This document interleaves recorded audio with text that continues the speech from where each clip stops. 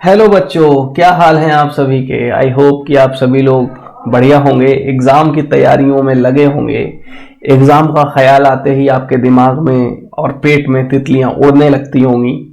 तो इन्हीं तमाम दुविधाओं को शांत करने के लिए मैंने लॉन्च किया है ये फुल रिवीजन कोर्स, और जिसके सीरीज में आज हम बात करने वाले हैं इलेक्ट्रिक डाइपोल और टॉर्क के बारे में।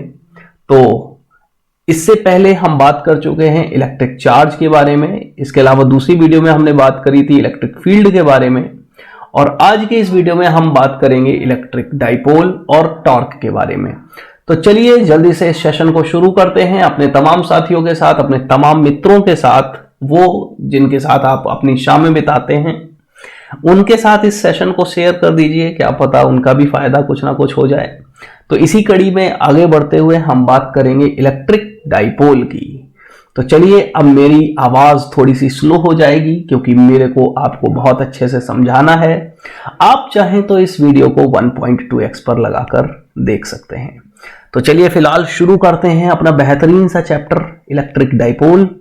तो इलेक्ट्रिक डाइपोल क्या होता है, तो कहा जाता है ऐसा कि यार अगर हम दो सेम काइंड के यानी कि सेम मैग्नीट्यूड वाले लेकिन अपोजिट पोलैरिटी के दो चार्ज को कुछ 12 डिस्टेंस पर रख दें तो इस टाइप का जो अरेंजमेंट होता है इसी को हम बोलते हैं इलेक्ट्रिक डाइपोल, है ना।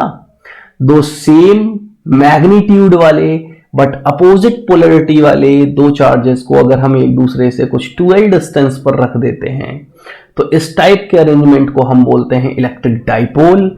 और तब हम कैलकुलेट करते हैं इलेक्ट्रिक डाइपोल मोमेंट।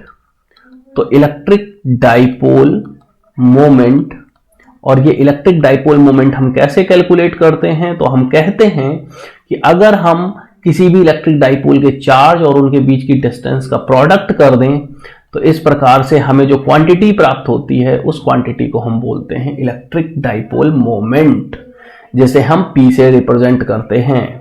और साथ ही साथ में ये एक वेक्टर क्वांटिटी होती है, और इस वेक्टर क्वांटिटी की जो डायरेक्शन होती है वो होती है नेगेटिव से पॉजिटिव की तरफ। यानी कि हम लोग इलेक्ट्रिक फील्ड ऑफ लाइंस के बारे में बात करते हैं कि ये पॉजिटिव से नेगेटिव जाती हैं, लेकिन इलेक्ट्रिक डाइपोल मोमेंट की जो डायरेक्शन होती है वो नेगेटिव टू पॉजिटिव होती है। चलिए, और इसी के साथ अगर हम आगे बढ़ें तो हमने ये कहा है कि एक वेक्टर क्वांटिटी है, तो हमने तो ये फॉर्मूला स्केलर में लिखा हुआ है। तो इसका जो वेक्टर फॉर्मूला होगा वो होगा P vector is equal to Q into 2L into एक यूनिट वेक्टर R कैप, और ये हमारा चेंज हो जाएगा एक वेक्टर क्वांटिटी में।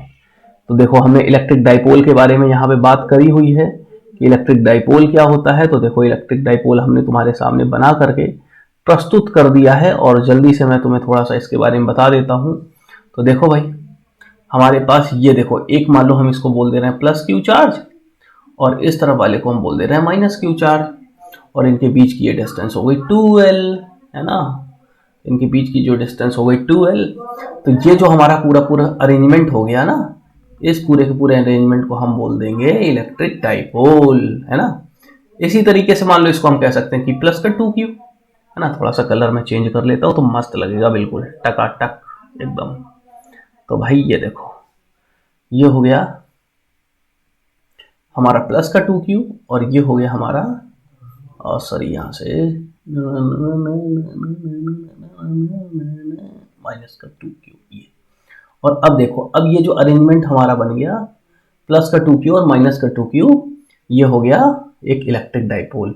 ध्यान ये रखना है कि इनके जो मैग्नीट्यूड हैं वो हमेशा जो है वो सेम होने चाहिए, है ना भाई। शादी सेम काइंड के दो लेवल के लोगों के बीच में होगी ना, ऐसा थोड़ी ना कि एक जो है बहुत ज्यादा अमीर है एक बहुत ज्यादा गरीब है, ऐसा नहीं हो सकता था भाई। चलो फिलहाल हम लोग बात करते हैं आगे। हम लोग बात करेंगे इलेक्ट्रिक डाइपोल मोमेंट की, जो कि मैं पहले ही कर चुका हूं। तो जाहिर सी बात है कि आप सभी लोगों को पता ही चल गया होगा कि इलेक्ट्रिक डाइपोल मोमेंट क्या है। तो ये देखो, ये मैंने जो है पूरा इसका सब कुछ मैंने बता रखा है। हालांकि इसमें जो यूनिट्स हैं ये कुछ अलग तरीके से दी हुई है, जैसे मैंने कि अभी अभी लिया था P इंटू 2L, तो वो जो है इन्होंने जो है ले रखा है Q इंटू 2।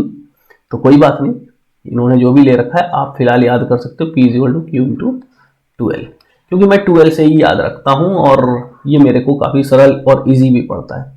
अच्छा, यूनिट की मैंने बात करी नहीं, तो अगर हम यूनिट की बात करें तो देखो भाई, हमारे पास P बराबर क्या था, Q इंटू 2L था ना। तो भाई Q का यूनिट होता है कूलम, और 2L मतलब लेंथ, लेंथ का होता है मीटर। तो ये देखो कूलम इंटू मीटर हो रहा है ना। और बाकी की ये सारी चीजें आप वीडियो पॉज करके पढ़ते रहना फिर, ठीक है। फिलहाल हम लोग चलते हैं अपने हम लोग चलते हैं अपने व्हाइट बोर्ड पे, और इसके बाद चलिए, तो हम लोग आ गए अपने व्हाइट बोर्ड के ऊपर, और हम लोग क्या कर रहे हैं, हम लोग जा रहे हैं और फाइंड आउट कर रहे हैं electric field for electric dipole at axial position, ठीक है। तो हम लोग जा रहे हैं और बात कर रहे हैं इलेक्ट्रिक डाइपोल की एट एक्सियल पोजीशन पे। तो चलिए, हमारे पास ये एक्सियल पोजीशन पे इलेक्ट्रिक डाइपोल आ जाएगा।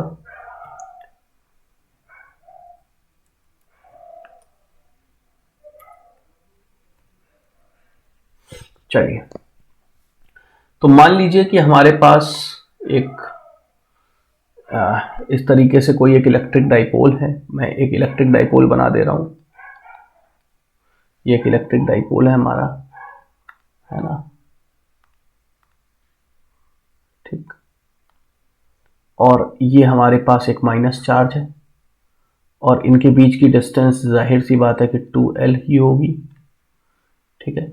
इनके बीच की डिस्टेंस 2L होगी, और हम यहाँ पे एक पॉइंट P ले रहे हैं, जो कि पॉइंट P इनसे कुछ R डिस्टेंस पर है। तो यहाँ पे हमारे पास एक पॉइंट P है, यहाँ पे ये है पॉइंट P, जो कि इनके मिड पॉइंट से, यानी कि यहाँ से कुछ R डिस्टेंस पर है,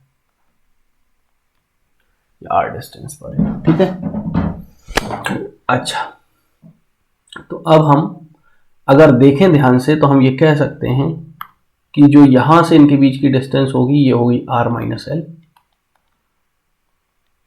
और जो डिस्टेंस यहां से होगी, ये होगी यहां से R प्लस L, पूरी पॉइंट P तक। तो अगर अब हम यहां से देखें, तो पॉइंट P पर नेगेटिव चार्ज की वजह से एक इलेक्ट्रिक फील्ड होगी, जो कि अंदर की तरफ आ रही होगी, इसको हम E1 बोल दे रहे हैं। और प्लस की वजह से इलेक्ट्रिक फील्ड ऑफ लाइंस बाहर की तरफ जा रही होंगी, जिसे हम E2 बोल दे रहे हैं। तो अगर हम E नेट की बात करें, तो हम कह सकते हैं कि जो E नेट होगा हमारा,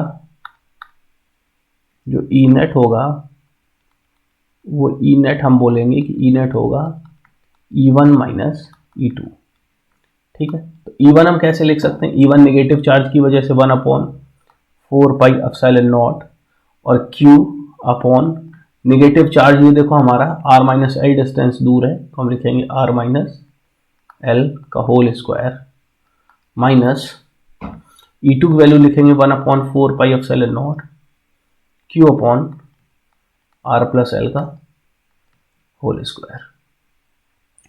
यहां से हमारे पास 1/4 पाई एप्सिलॉन नॉट हम लोग जो है कॉमन ले लेंगे, अंदर बचेगा हमारे पास Q। अच्छा, Q भी बाहर निकाल सकते हैं, तो हमारे पास ये Q जो है अंदर रह जाएगा, ये नहीं रहेगा। फिर इसके बाद हम इसको लिख सकते हैं 1/R माइनस L का whole square, minus 1/R plus L का होल स्क्वायर, और ये ब्रैकेट बंद।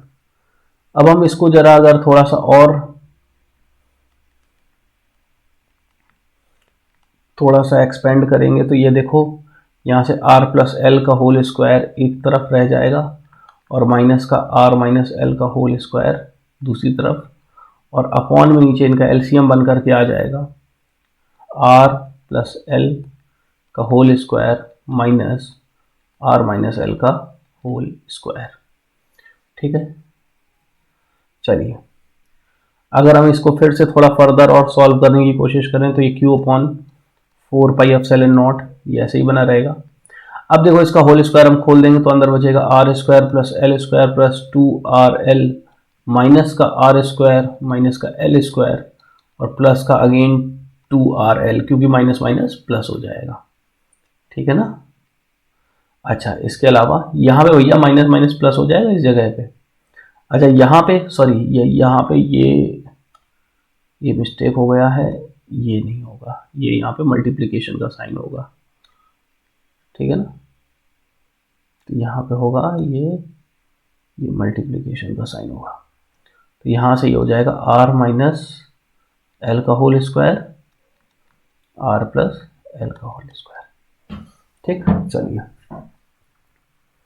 अब अगर हम इसको देखें ध्यान से तो यहाँ से आर माइनस एल से आर स्क्वायर एल स्क्वायर से ये एल स्क्वायर कट जाएगा।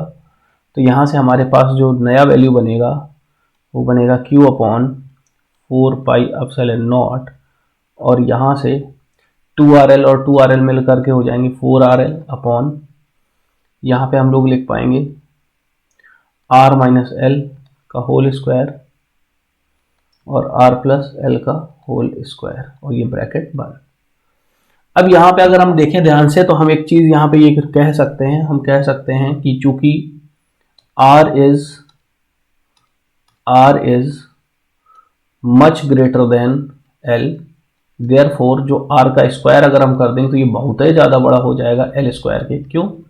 क्योंकि देखो भाई बात ये होगी कि R का डिस्टेंस अगर हम देखें तो R जो है मीटर सेंटीमीटर इन टाइप के यूनिट्स में नापा जाएगा, लेकिन अगर हम L की बात करें तो L जो है हमारा वो एंगस्ट्रॉम में नापा जाएगा, है ना। और एंगस्ट्रॉम जो है मीटर का, 1 मीटर में 10 की पावर 10 एंगस्ट्रॉम के आसपास जो है होता है। तो ऐसी कंडीशन में एक बहुत ही डिफरेंस आ जाएगा, इसलिए इतना ज़्यादा डिफरेंस को हम नेग्लेक्ट कर सकते हैं। तो हम क्या कह देंगे, हम यहाँ से कह सकते हैं कि भाई हम एल स्क्वायर को जो है वो पूरी तरीके से नेग्लेक्टिफाई कर रहे हैं। तो यहाँ से L square neglected, L square इसको हम कर रहे हैं नेग्लेक्ट। जैसे हम यहाँ से ये नेग्लेक्ट कर रहे हैं तो यहाँ से हो जाएगा Q upon 4 pi epsilon not, और हम यहाँ से इसको लिखेंगे 4RL अपॉन, और ये R की पावर बनेगा 4 क्योंकि हमने L काट दी है। अब R से एक ये पावर कटेगी और ये 3 बचेगा। अब यहाँ से अगर हम इसको थोड़ा सा और सॉल्व करें तो हम ये कह सकते हैं कि यहाँ से हमारे पास ये आ जाएगा। अब देखिए हम इसको कैसे एडजस्ट कर रहे हैं, 1/4 पाई एप्सिलॉन नॉट इसको इधर लिख रहे हैं, Q इंटू 4RL था तो 4RL में से 2 यहाँ लिख रहे हैं multiplied by Q into 2L के साथ में हम यहाँ पे लिख दे रहे हैं अपॉन में R क्यूब, है ना, अपॉन में R क्यूब। ठीक है, अब देखो ये Q इंटू 2L किसके बराबर हो जाएगा, तो ये हम लोग अभी सीख के आए हैं कि Q इंटू 2L जो है वो हमारा था P के बराबर। तो हम यहाँ से इसकी जगह क्या रख देंगे, P रख देंगे। तो हमारे पास जो इसकी वैल्यू है वो आ जाएगी, कहाँ गया, हाँ, तो इसकी जगह हमारे पास वैल्यू आ जाएगी is equal to 1/4 pi epsilon not 2P upon R cube, and this is the electric field, this is the electric field.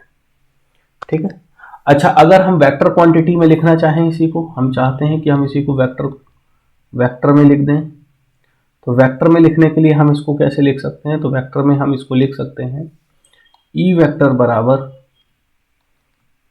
1/4 pi epsilon not 2P vector upon R cube, this is the electric field. ठीक, तो इस तरीके से हम actual position पे electric field की value को calculate कर सकते हैं। सिमिलर तरीके से जब हम आगे चलेंगे तो हम कैलकुलेट कर सकते हैं electric field at equatorial position, electric field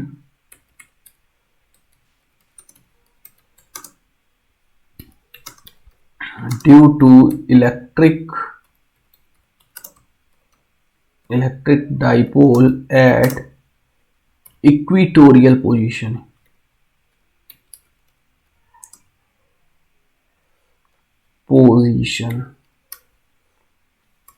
ठीक है।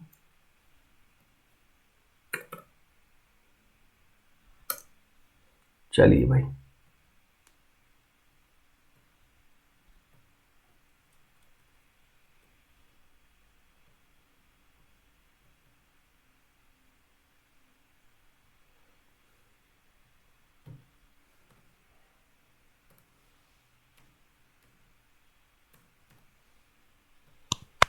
चलो भाई, तो हम अब बात करेंगे कोई भी इलेक्ट्रिक डाइपोल की इक्वेटोरियल पोजीशन पे। तो चलिए शुरू करते हैं। अब हम इलेक्ट्रिक फील्ड निकालेंगे due to electric dipole at axial position, sorry equatorial position पे। तो सबसे पहले मान लीजिए हमारे पास दो चार्ज हैं। ये हमारे पास एक चार्ज है Q1 और यहाँ पे एक नेगेटिव चार्ज है दूसरा Q2, और इनके बीच की डिस्टेंस जो है वो 12 है। इनके बीच की ये डिस्टेंस 12 है और इनसे r डिस्टेंस पर एक पॉइंट है, इस तरीके से ऊपर की तरफ गया हुआ है। ये ऊपर की तरफ ये पूरी ऐसे गई होगी, तो ये r डिस्टेंस है। और अगर हम देखें तो यहाँ से यहाँ तक की डिस्टेंस सिर्फ l बचेगी। अगर हम देखें तो ये वाली डिस्टेंस हमारी सिर्फ l बचने वाली है। तो जो हमारा ये जो वैल्यू आएगी ये हो जाएगी अंडर रूट के अंदर r square plus L square Pythagoras theorem से, और सेम उसी तरीके से ये वैल्यू भी आ जाएगी r square plus L square. ठीक है, चलो अब ऐसी कंडीशन में अगर हम बात करें इस पॉजिटिव चार्ज की वजह से इलेक्ट्रिक फील्ड कितनी होगी, तो इस पॉजिटिव चार्ज की वजह से जो इलेक्ट्रिक फील्ड होगी वो इलेक्ट्रिक फील्ड होगी हमारे पास, 2 सेकेंड, ये जो पॉजिटिव चार्ज है इस पॉजिटिव चार्ज की वजह से जो भी इलेक्ट्रिक फील्ड होगी वो ये बाहर की तरफ जा रही होगी। इस बाहर की तरफ जा रही होगी तो इसकी वैल्यू होगी हम कुछ E1 वेक्टर, या E1 अभी वेक्टर बाद में लगा लेंगे E1। और उसी तरीके से ये जो नेगेटिव चार्ज है हमारे पास, इस नेगेटिव चार्ज की वजह से जो वैल्यू होगी वो होगी हमारे पास यहाँ पे ये E2, तो यहाँ पे हो जाएगी हमारे पास E2।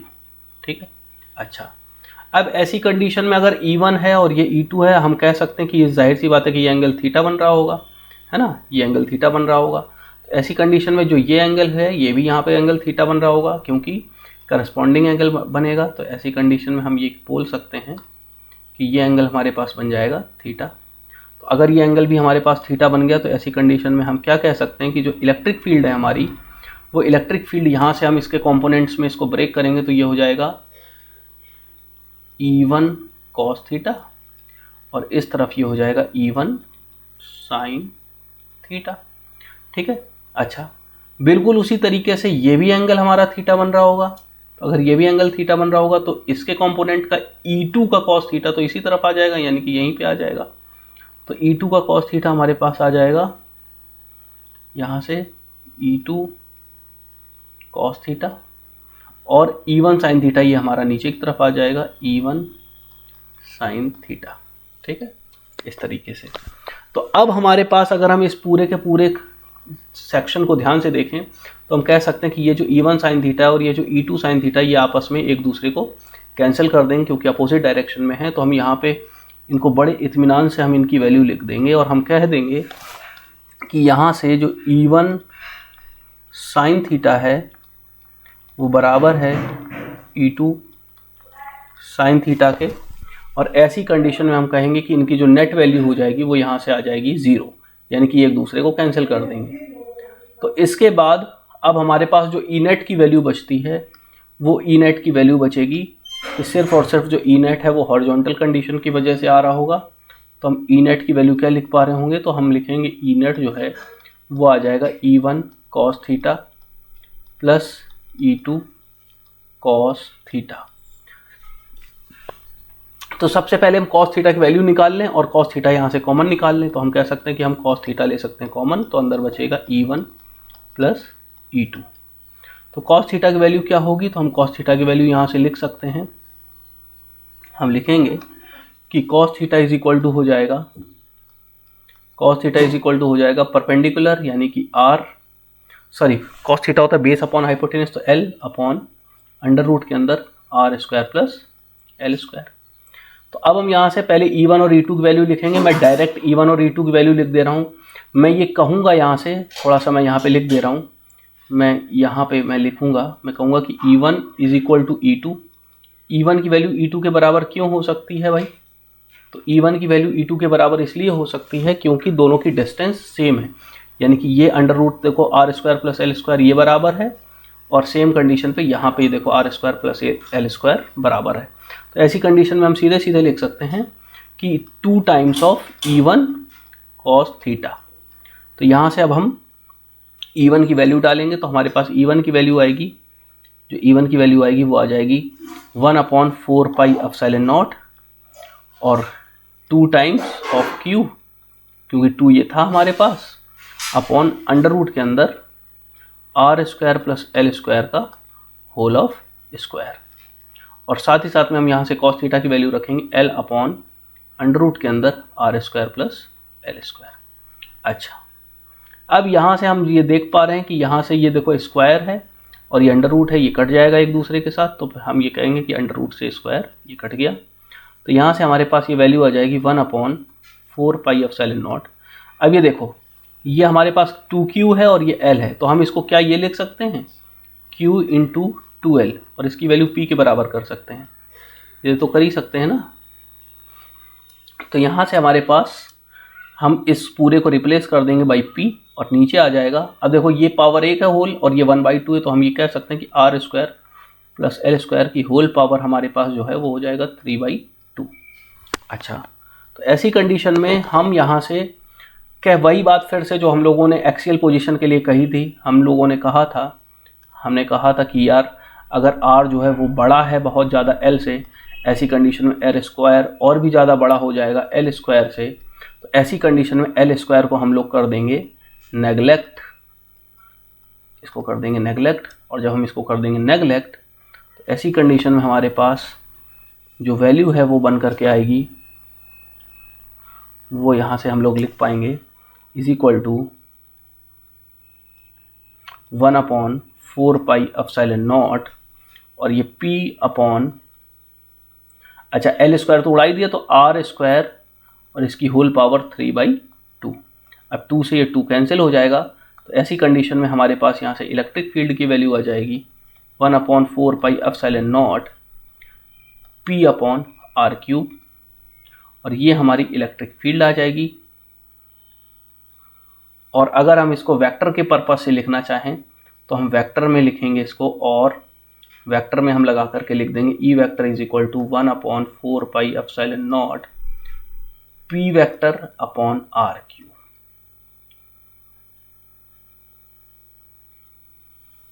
ठीक, बस। तो ऐसी कंडीशन में ये हमारे पास वैल्यूज आ जाएंगी। अब हमने ध्यान से अगर हम थोड़ा सा एनालिसिस करें तो हम ये कह पाएंगे कि जो हमारा एक्सियल पोजीशन पे इलेक्ट्रिक फील्ड आई थी वो इक्वेटोरियल पोजीशन पे जो इलेक्ट्रिक फील्ड आई है उसका डबल थी, यानी कि यहाँ पे 2p आ रहा था एक्सियल में, यानी कि हम कह सकते हैं 2 times of electric field at the equatorial position. में इसको स्मॉल ई से लिख दे रहा हूँ इस तरीके से, ये स्मॉल ई, और ये बराबर हो जाएगी electric field eight axial position के, है ना। This is the new result. तो चलिए यहाँ तक तो हम लोगों ने बात कर ली इक्वेटोरियल और एक्सियल की। अब यहाँ से हम लोग बात कर रहे हैं एक नए टॉपिक की, और जिसका नाम है टॉर्क। तो हम लोग बात कर रहे हैं टॉर्क की।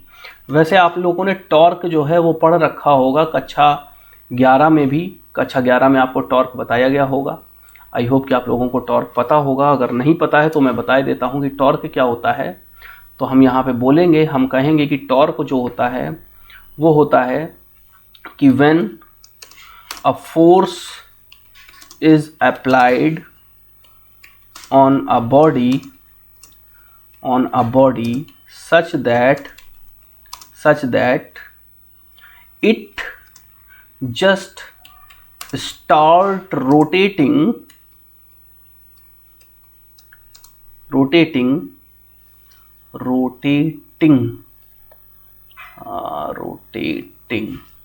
the body along a axis, then torque is defined as the product of force and perpendicular distance.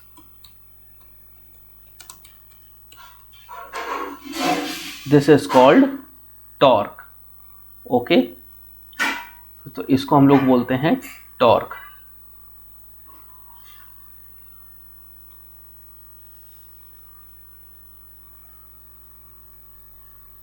तो ये हमारा हो गया टॉर्क।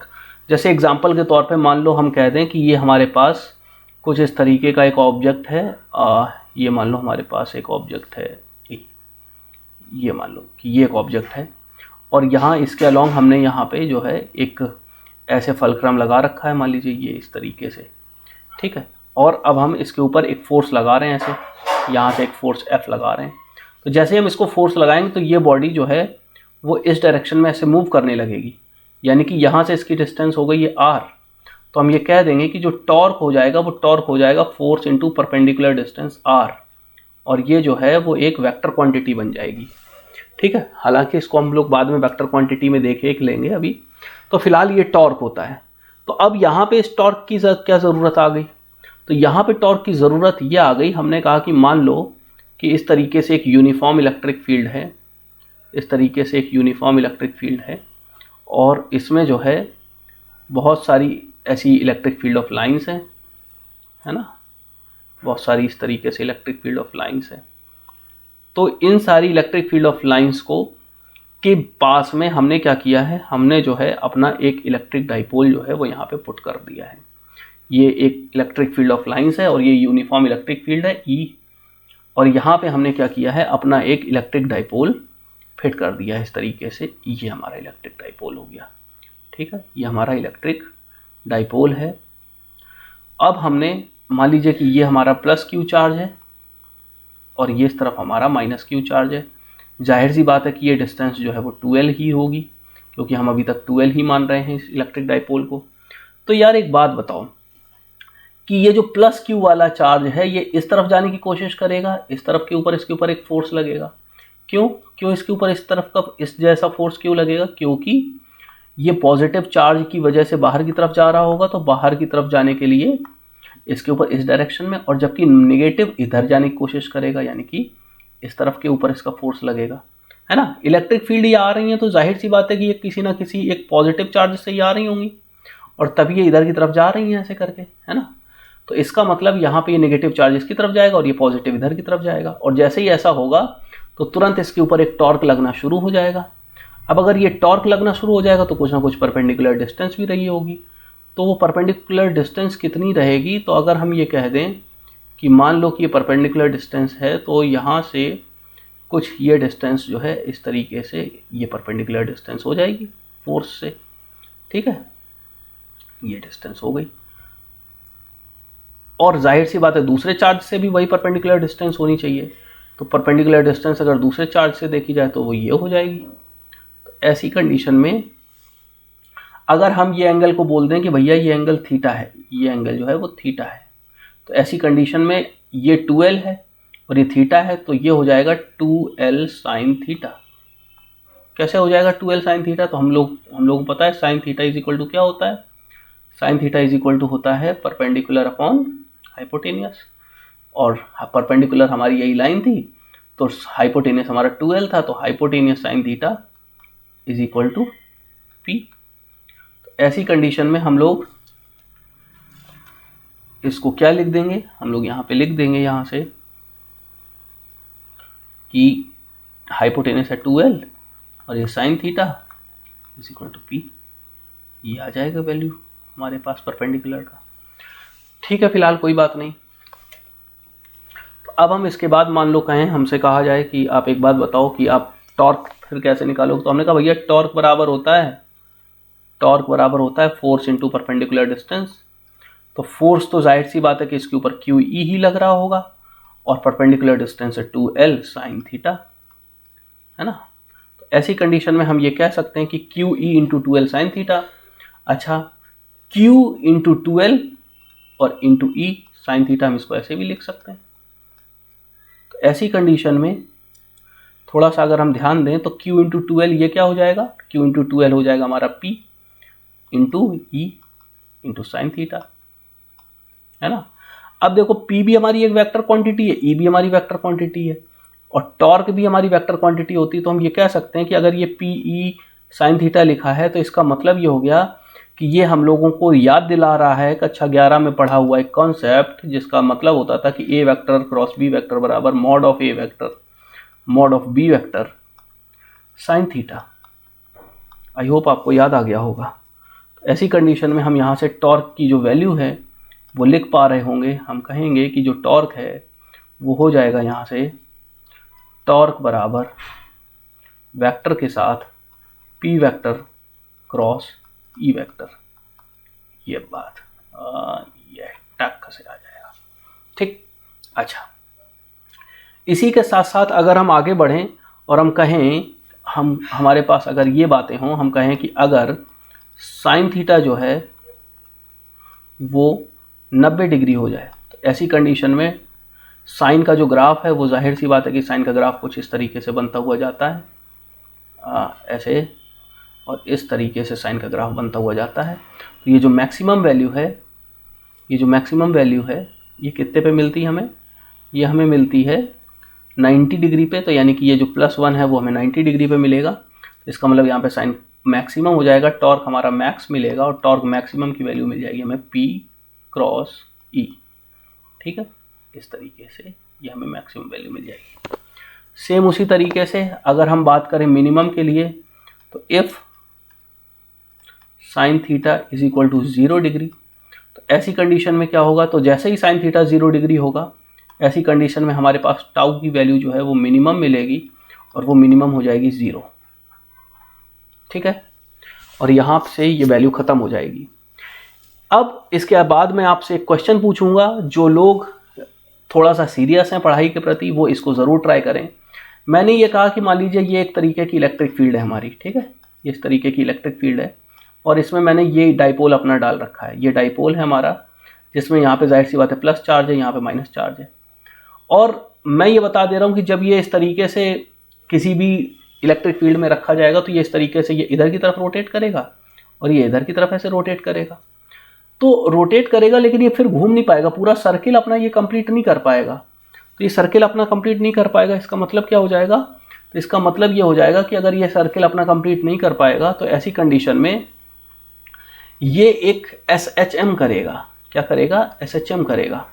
और ये जो SHM करेगा, तो मैं जानना चाहता हूँ कि इस SHM के दौरान इसका टाइम पीरियड क्या होगा। ये टाइम पीरियड अगर आप सभी निकाल के कमेंट बॉक्स में बता पाएँ तो आप लोग जीनियसों के सेक्शन में आ जाएंगे। तो चलिए, आई होप कि आप लोगों को ये वीडियो समझ में आया होगा, और समझ में आता है तो आप अपने अन्य दोस्तों के साथ भी इसे साझा करें, शेयर करें, और साथ ही साथ में मस्ती करते रहें और एग्ज़ाम्स की तैयारी करते रहें। चैनल को सब्सक्राइब कर लीजिए, बेल आइकन को दबा दीजिएगा, ताकि आपको नई वीडियोस के नोटिफिकेशन मिलते रहेंगे। Thank you. मिलेंगे फिर कुछ